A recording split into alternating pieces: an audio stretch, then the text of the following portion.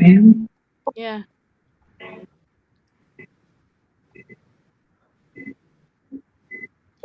Y'all want to see a gathering after the Super Bowl? Here it is. Dearly beloved, we are gathered here today to watch football, not get married. What are we doing here?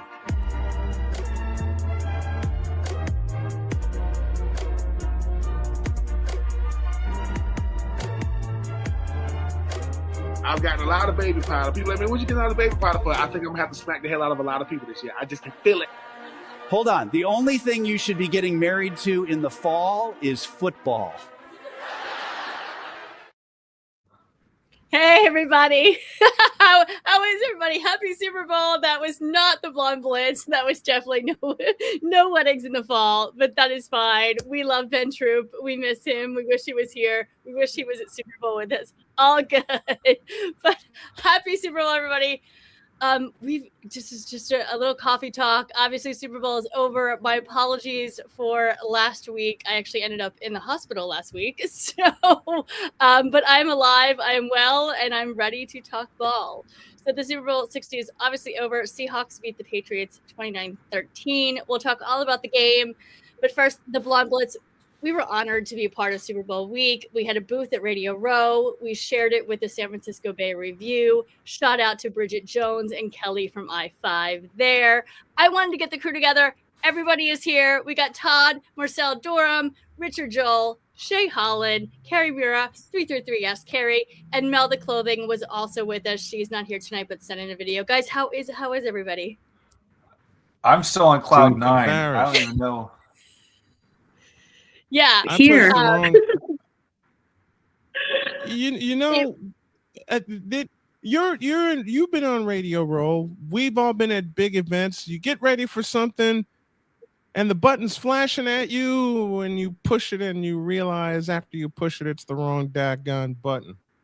It's all good. Ryan, we love you anyway, guys. I'm still first of all, being in the hospital last week did not help at all, but I'm still recovering. I don't know about anybody else. It feels like the game ended 10 minutes ago. I'm still on cloud nine. I mean, the amount of people that I met that I've looked up to in my life was like everywhere you turn, there was another NFL legend. I still don't even know if I'm dreaming or not. That was the most unbelievable experience. Well, and Todd, I thought you were talking about me, Todd. Sorry. Of course, naturally. Well, and Todd, I have to say, you touched down literally. You got there. First of all, it took Richard and I almost 8 hours to get to San Francisco. We drove and never drive an electric car. I should have documented the entire thing. We had to stop and charge 4 times. We saw Todd in the morning and we picked up some stuff for the booth. And then Todd's texting us at 1 p.m. on Monday being like, are you guys here yet? And we're like, no, we're still 6 hours away. So, please forgive me on that, Deb. Please forgive me. This is why me and electric cars will never get along. First of all, I can't fit in the doggone thing. I'm too tall. But Todd, you literally picked up your credential and went. Like, you were just on a mission. You got so many amazing interviews. Tell me about your week and your perspective. Well, I didn't know what to expect. I'm like, we're going to the Super Bowl, and I thought that was great. And then we're on our way to the media first day with the Patriots and the Hawks.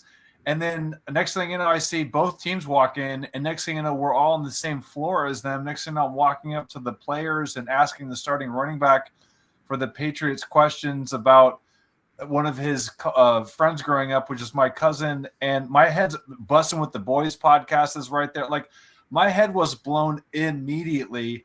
I happened to forget my audio equipment at a comedy show I had 2 days before, so I was woefully underprepared. But I'm like, well, we're here. I have a tripod. Let's get some footage. And I was just nonstop. I just couldn't believe that. I'm like, oh, this is what I've seen on TV for the past 40 years of my life. I was just blown away. And you had 2 amazing interviews. Richard, were you about to say something? No, I was going to say, I remember, Deb, the first time you and I had the first time we did that. It is so overwhelming and is so like mind blowing that first time. You're like, And Todd, you didn't even get to experience the full breadth of what an opening night's really like. Because we've had the ones in Vegas and Arizona. It was like a spectacle. It was like Mardi Gras. It was, it was crazy. But it is so mind-blowing the first time you're in that experience of being 3 feet away from these star players and saying, oh, I get to ask them anything I want. And yeah, we grew up watching that on ESPN and watching it on newscasts.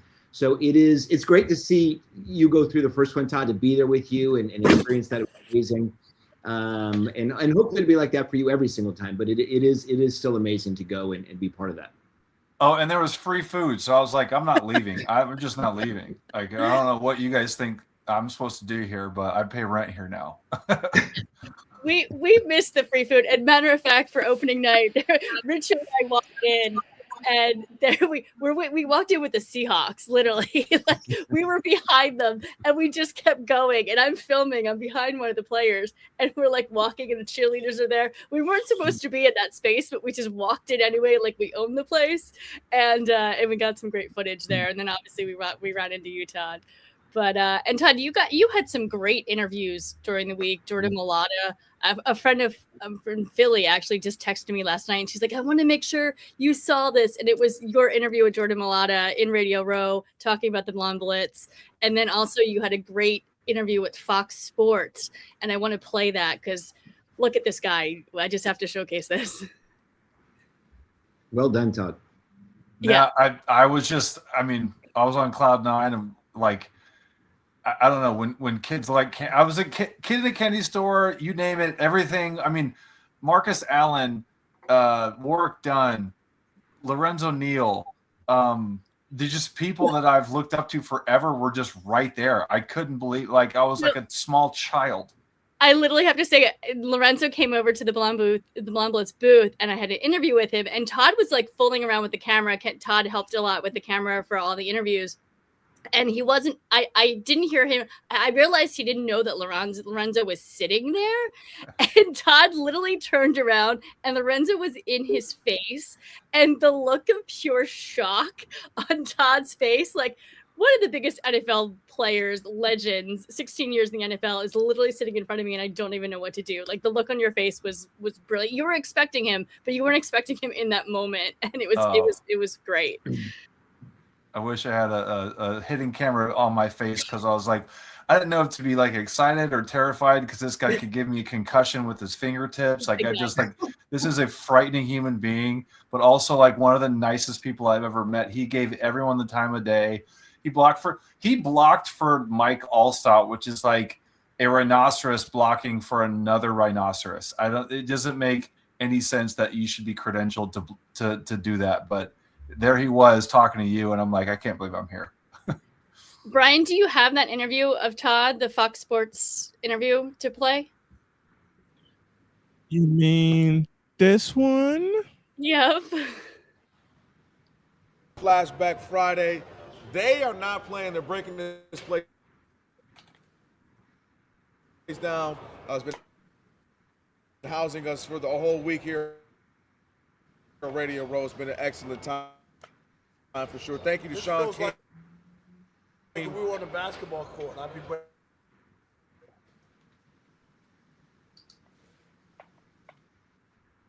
well, it is not switched to life-changing. Wet extra large flushable dude wipes because wetter just cleans better. Available on it at retailers. Pants, best clean, pants down. I don't know how Rob G is going to get through security because he has at least 192 boxes. My goodness. All right, we're here now. Special guest Todd Marcel Durham with Blonde Blitz podcast. It's just a little bit interesting and amazing how folks can help out. Tell us a little more about yourself and the passion behind the podcast. Yeah, of course. First off, you guys had the Dude Webs commercial right before I got on. That felt personal a little bit. Don't worry, everybody, the player, they got it too. Yes. Well, I appreciate it. Listen, Blonde Blitz podcast, hosted by Deb Whitcas. I'm just a lowly correspondent with it. And empowering women in sports, allow me to talk about women's sports for different athletes and different general managers. And there's one specific reason why I'm on here today, and that is to promote a friendly competition between Pac-12s to raise money to cure a rare disease that's been terminal for 70 years. Wow. Technically speaking, you know the buzz around the Super Bowl. Eyeballs got onto something cured overnight. The disease is called in short, working on this disease, and that's OHSU near Seattle and UMass Chan in Boston. Those teams are ready for the Super Bowl. Wow. I think to myself, like, what a wonderful opportunity to really take advantage of the momentum of the fan bases. And if they go to givebutter.com/big game for PKN, then they can choose to support the Pac-12 or the that when people get together and put stuff together, you can make it different. Oh, we've seen it time and time again. Right? Am I right? Oh, and so in the Division I AA semifinals, Montana versus Montana State, but we put the same campaign together, put a little video out there, and in 3 days' notice, we raised $11,000 in just a little section of Montana. So I thought to myself, from state, what could I love it, man. I love you helping out a friend, helping out their son, and taking this on this passion. And in turn, we're going to hopefully save some lives as well. Amen. Absolutely. So tell us a little more, but I know that you had some fans, not necessarily fans, but some teams. You got some players that have jumped in. 100%. So I've been doing interviews on the press junkets with the pool reporters. I was on the day. Mapu, we had a long 15-minute interview. I interviewed Jordan Malata. He's on camera saying that his foundation is going to donate. We have, my gosh, man, so much support. Larry, I just spoke to Larry Fitzgerald's manager. Nice. She's interested. We have. I spoke to the governor of Massachusetts today. Oh, wow. And her senior advisor. So they're going to be following up because Shireen and her family is in Boston until March, because Loic had surgery and he's recovering. So anybody could donate. Give that out for everybody. Yeah, I'm going to spell it out. Give butter, like giving something, and then butter like you spray on toast. givebutter.com/big game for and that's AN. And you can pass those, or if you don't care about any of those teams, right, and you're a divisional rival in the NFC West, and you're a Rams fan and you want to donate to the Pats, go for it. Go nuts. Well, we love it, man. And what I want to say is a big shout out to you for taking on a passion like this and spending your time. And I know we've seen you here now for a couple of days. You've been here, you've been knocking on doors, you've been talking to people. And we thought it was important enough to get on. Well, and that's why you're on. And that says a lot about you guys, very seriously, because I've talked to a lot of people, and family that has pecan around the world is reading on the Loving Loic Foundation. By the main foundation that is sponsoring this fundraiser campaign is lovingloic.org. Yes, we're literally out of 5 seconds here, but Todd, we appreciate Thank you, guys. Wishing all the best. Help us can, man. We're brother. You guys are the best. All right. Thanks, Todd. Real quick, I just wanted to make sure there was some technical difficulties there. I'm having some trouble hearing it myself. I don't know if you are. But Todd, I just wanted to get just an overview of what pecan is and have you explain and where our audience can help out. Yeah, first off, I do own other clothes. Let's be clear on that. I just wanted to have continuity here. But pecan is a rare genetic disease that affects 1 in 1 million children worldwide. My friend's child has this disease. And when it got diagnosed, there was no cure at the time. That was 2 years ago. And she reached out to hundreds of the hospitals, and she found 2 that were willing to share data with one another. One of them was OHSU Hospital in Portland. The other one was UMass Chan Medical in Boston. And they collectively said, if you raise $5 million, we can cure this rare disease that's been terminal for 70 years. And I just thought that was an interesting coincidence that both teams were represented in the Super Bowl, and that it was enough of a story to share with all the different people on Radio Row. And several people have gotten back to me. We have a lot of progress, up to and including Roger Goodell and the office of Mike McDonald, Super Bowl winning head coach. So we are $2.5 million away from potentially curing a disease that's been terminal for 70 years. And I just think that's an exciting thing to share. And I appreciated the opportunity to be on Radio Row talking about it. Yeah. And like I said, Todd, took his credential and went. Like, it was insane. So thank you for doing that, Todd. Shay, you were also with us, working with the Blonde Blitz, but also your own podcast, Game Day with Shay. How was your week? Oh my gosh, I don't even know where to begin. Yeah, I did not make it for that first night because of the driving from LA, then San Francisco, then San Jose. So I decided to take it slow and come the second night. And the whole week did not disappoint, but obviously the highlight was definitely being at the game and having seats so close to the field was unbelievable. Yeah, and we'll talk a little bit more about that in a bit.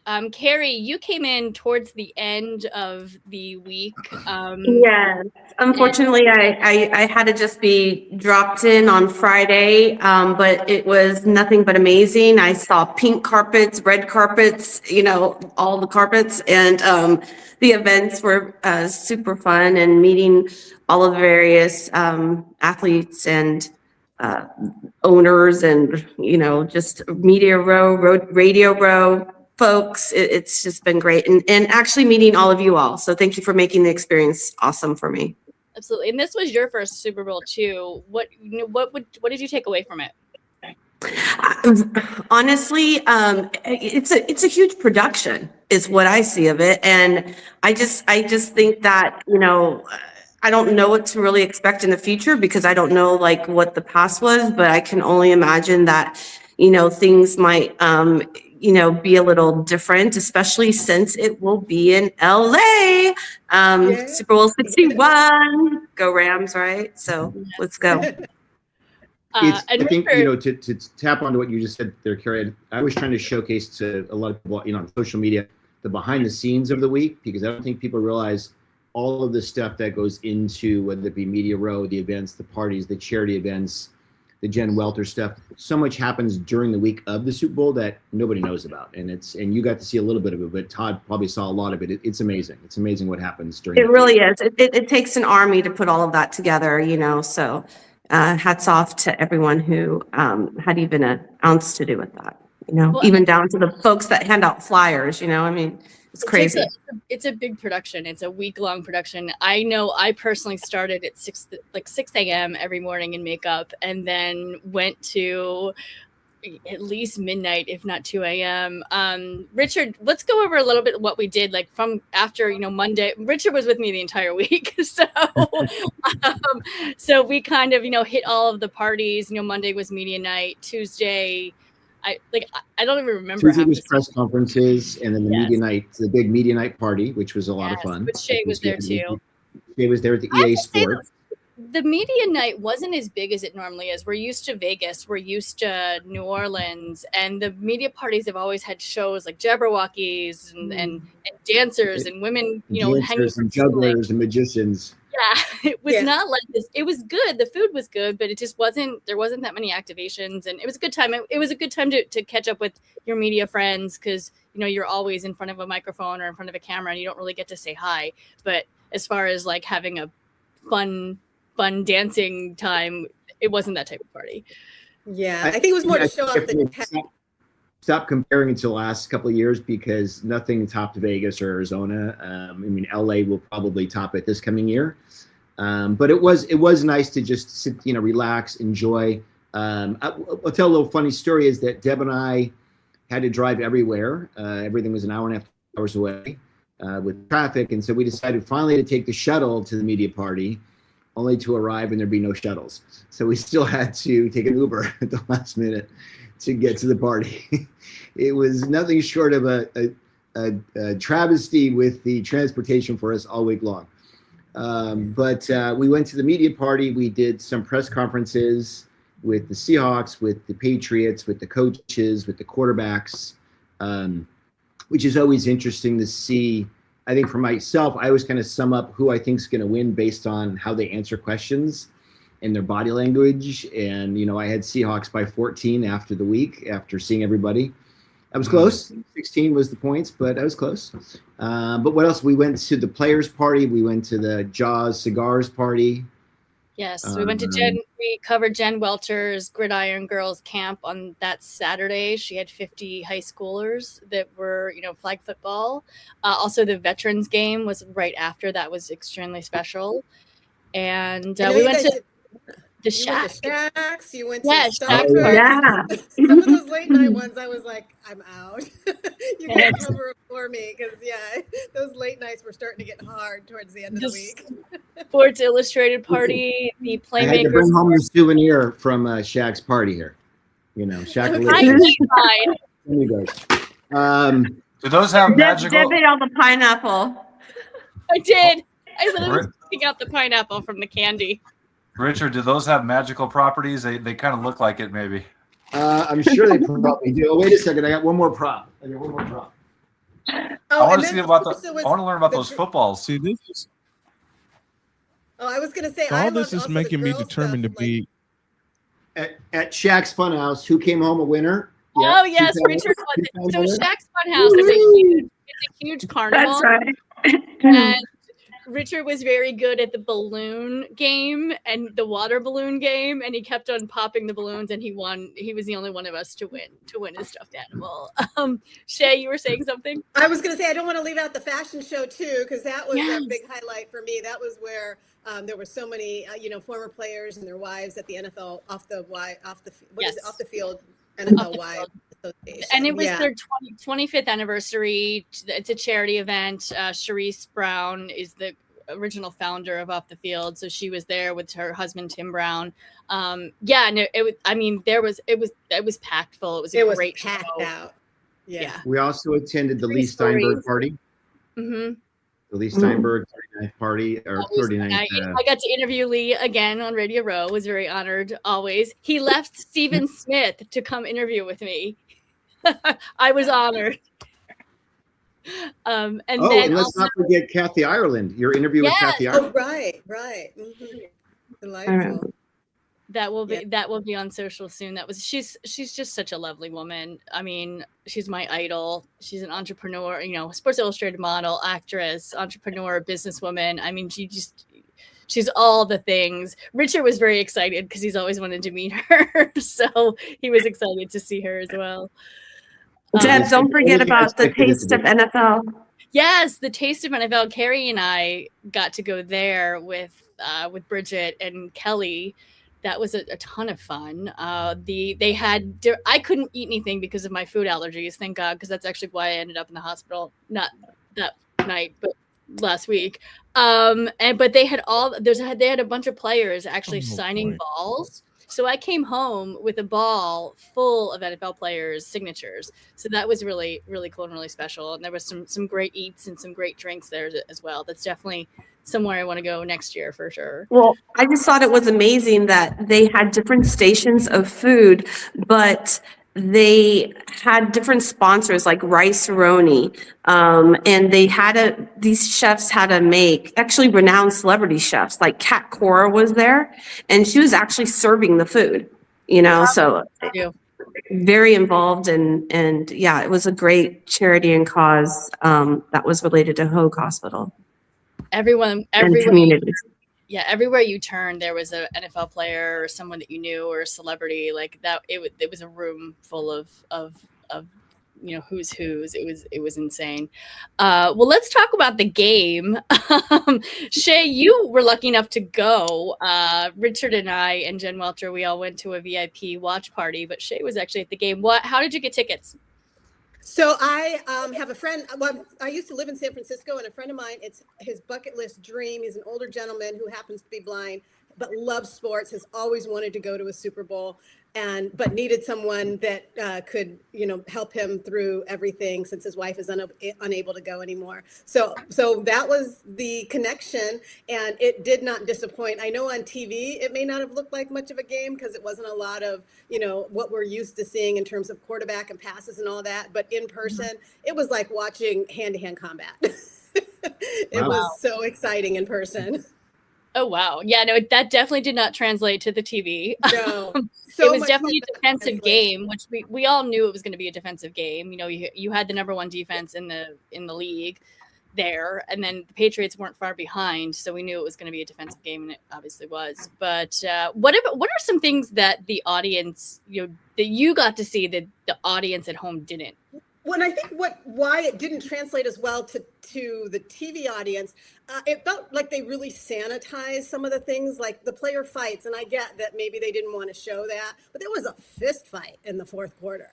And it was like, the mom and me, the whole game was like, don't hurt each other. Don't hurt each other. Because it started even in the second quarter. It looked like it was going to be a brawl with both teams, and they would cut to commercial. So you guys weren't seeing the intensity that we were, and especially because of where our seats were. I think we were maybe 20 yards from the field. In fact, I had some friends that were in the nosebleed seats, and we sent them a picture, and they're like, oh my God, you could go score your own touchdown. So I think also just being able to be that close to the action made it super exciting. They didn't show some of the antics that were going on. It was actually the most humorous game I've ever been to of any sport. I've been to baseball, basketball, football, but what was happening behind the scenes, they were also cutting, like the streakers. And they weren't really streakers, they were partially dressed, but they were hilarious. The guy made it 40 yards down the field, and none of the NFL security could catch him. It was like, so everybody is standing up going, go, go. He was so fast. And so it wasn't just a streaker. It was like, this guy is like, he should try out. And then one of the Patriots players literally steps in, intimidates the guy, and he goes down. But the home audience didn't get to see any of like that off the, the things, the antics that were going on behind the scenes. Another funny one that sticks out in my mind, I had looked down as it was becoming halftime. We were debating whether to go get something to eat or whatever. And all of a sudden I look up, and there's these trees with legs running onto the field. And we realize, it's the whole halftime display is humans hidden in those side of those trees. And that was the fastest way to get them on the field, was to literally, the props were humans inside of them. And so, and you didn't see that part of it either. Obviously, they don't want you to see the preparation for the halftime show, but the preparation to me was actually better than the show. Well, and speaking of the halftime show, I thought it was amazingly produced from the TV screen. So, obviously, did you watch it? That was one of the elements. Yeah, I did read a little bit about it, obviously, because of the design and architectural angles, and a lot of it was, based on a village, and there was houses and everything. But it was optimized for TV, so it did not translate, in my opinion, to the stadium audience. So, for example, where we were seated, you never even saw Bad Bunny because he's way on the other end. That was a huge, it was set up like a village, so you could see how long and huge it was. So he's down below, so you never even see him for the first maybe 3 quarters of that performance for a lot of the audience, because again, it was optimized for TV. So there was a real disconnect. So you really just kind of tuned out because you can't see them. And most of the people we were sitting with were a bunch of crazy Australians, which was so much fun. So did they happen to show it on the big screen in the stadium for you? They might have, but again, at that point, because also we were in the Seahawks section, and that game was still close at halftime. So nobody in our section it seemed like they hadn't breathed. So finally at halftime, our entire section was like, okay, now we can get a bite to eat. Now we can meet each other. And because my guest is blind, and the NFL was doing a pilot program testing this device for the blind, everybody in our section started wanting to come over and talk and understand the device. So we ended up talking the entire halftime to everybody around us. I will say, Seahawks fans, I had no idea y'all were so friendly. So, because I was originally going to sit on the Patriot side since I went to school in New England, but my friend wanted to sit on the Seahawks side, and I was like, but he really wanted to support the conference. And I will just say, the fans, I actually was quite shocked by the fans, just how friendly they were. Yeah, the Seahawks fans were really nice that I ran into, at least during Super Bowl week too. What about the commercials? Did anybody have any comments about the commercials? Anyone have a favorite commercial that they saw? I wasn't that impressed by the commercials myself. Can't even remember one. My wife was too busy stuffing me with food. Every time commercial happened, my wife was too busy bringing in a plate of food for me. And as soon as I would try to, because we took notes to try to decide which one was the best on my show, Snowman in the Morning. And as soon as I had a chance to make a decision, here comes my beauty in here. Say, here, honey, try this. Okay. And that plate was gone. So I didn't even see many of the commercials because there was kind of food in front of me. That makes sense. We had a ton of food in front of us as well. All right, guys, let's wrap it up. Let's give one thing that stood out the most for you during Super Bowl week, and then we'll say goodbye to this season. Brian, go ahead. You go first. The ignorant amount of interviews that I did, I'll combine it. The amount of interviews that I did during Super Bowl week with all my friends who wanted to pop on, and a shout to you, Deb, for being one of my favorite pickers throughout the season on my morning show. Deb was an absolute delight. When I presented to her, I said, "You want to be one of my pickers for the year?" She jumped all over and said, "Yeah, let's go for it. Maybe it'll pave a way for you to get to San Francisco." Fortunately, it didn't. I'm hoping that will come true, and my wife and I can make it to Los Angeles for Super Bowl 61. All right, Todd. Defense wins championships. That simple. You're right. And they did. Carrie, go ahead. They did there. Yeah, I really enjoyed all that media row stuff and meeting Casey and that whole crew, you know, Nathan, and it was a great experience, and the professionalism and also just the insight, the knowledge. It was great for me being not completely in 100%, you know, the football world. So yeah, it was great. Thank you for the experience, Deb. Of course. Richard, this is your 5th or 6th Super Bowl? Something like that. First of all, I want to give it a shout out to Deb and the Blonde Blitz. Nobody works harder leading up to the Super Bowl week and the Super Bowl week. Deb, you really did go from like 5 in the morning until 1 or 2 in the morning every single day. You did tons of interviews. You were always energized. You were always happy. It didn't matter. You didn't eat for days on end, I think, but you still brought the energy and 5 pounds. And the interviews. And so that's first of all, I just want to say a big shout out to you. Thank you. Certainly it was great to meet you, Carrie, and Todd. Had met you guys before today. Always good to see you. So it was great to have, you know, a kind of a base of peeps out there, you know, to work this time around, which made it so much more fun. I'm looking forward to LA. I think just in general, the vibe and energy around the Super Bowl week is always exciting. For me, it's funny, 2 years ago, I went to the game in Las Vegas, and the week leading up to it was more exciting than the game, even though the game was super exciting. So I just enjoyed the week, meeting everybody, meeting new people, and being around the energy of the Super Bowl. And Shay. You know, I used to live in San Francisco, and so what was hard was trying to combine seeing old friends with trying to work. And so it's hard for me to say, because seeing old friends, I was just in tears because you know, these are friendships that have been for so long, and they just were so encouraging. And so it was to be a combination of the game, and when you're in the stadium and the confetti drops, and just, there's no other moment I think that I've experienced like that. And just watching everybody grab the confetti in their plastic bags. I didn't know I was supposed to bring a plastic bag to take home confetti. Put it in your pockets next time. Bra or something. Right? Put it in your pockets. Yeah. Well, and I wanted to say, guys, first of all, thank you all for being there with me. Brian, you weren't, but you were there in spirit, and you will be there in LA. So thank you so much for your help and your talents, and you know, and helping out and helping the Blonde Blitz be what it is. I couldn't do it without you guys.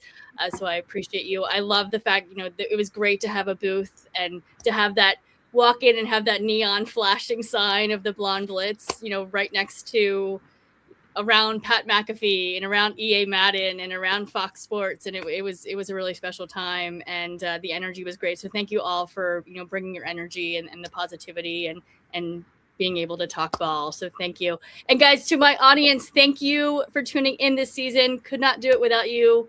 And good news, the Blonde Blitz is going to the NFL Combine. We'll be there next week. We'll be bringing you a Combine show. We'll be bringing you a draft show this season, as well as a show once a month until we do it all again next season. So, all right, guys, thank you so much. And thanks for being here, and we'll see you soon. Thank you. Thanks. Bye.